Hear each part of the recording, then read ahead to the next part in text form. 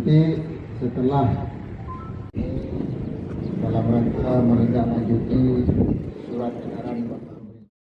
Menuju Aceh Bebas Sampah 2025, Dinas Kelautan dan Perikanan atau DKP Aceh mengikrarkan pernyataan mengurangi penggunaan bahan plastik di lingkup dinas tersebut.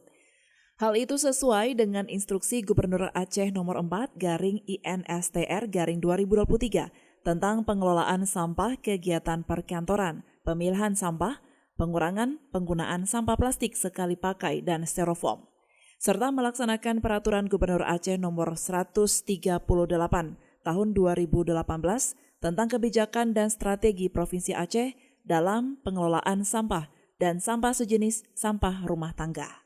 Kepala Dinas Kelautan dan Perikanan Aceh, Aliman, mengatakan sesuai instruksi tersebut, seluruh aparatur sipil negara di lingkungan DKP Aceh sepakat membaca pernyataan untuk tidak menggunakan bahan plastik sebagai wadah makan dan minum dalam setiap kegiatan DKP Aceh dan menggantikan dengan kemasan atau wadah yang ramah lingkungan. Terkait dengan instruksi Gubernur tentang pengurangan penggunaan sampah plastik sekali pakai dan membudayakan hidup sehat, ramah lingkungan, pada hari ini mengikrarkan pada seluruh pegawai kita untuk tidak menggunakan plastik sekali pakai.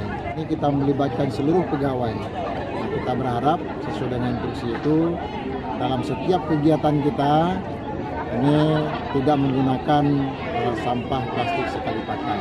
Di samping rangkaian tadi kita mengikrarkan untuk hidup ramah lingkungan, kita juga melaksanakan rangkaian kegiatan berbagai perlombaan dalam rangka memeriahkan hari ulang tahun ke-78 kemerdekaan Republik Indonesia.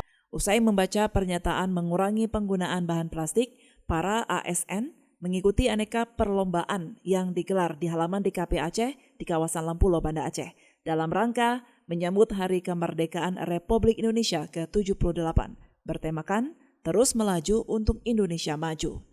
Dari Banda Aceh, Lala Nurmala melaporkan untuk Puja TV Aceh.